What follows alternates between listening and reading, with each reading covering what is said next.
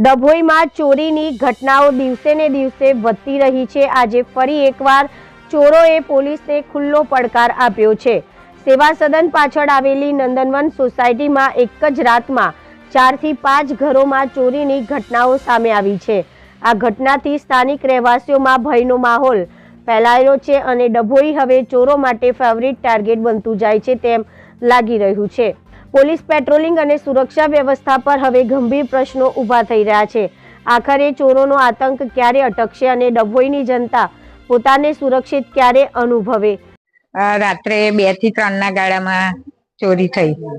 કેટલા મકાનમાં થઈ? લગભગ 6 જેવા મકાનમાં થઈ એવું લાગે છે।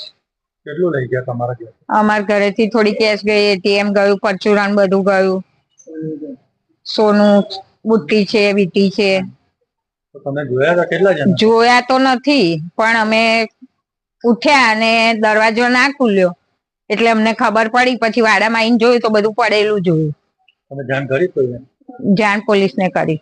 પોલીસ આવીને ગઈ? આવીને ગઈ। શું કીધું એમને એવું કે અમે જોઈશું એમ।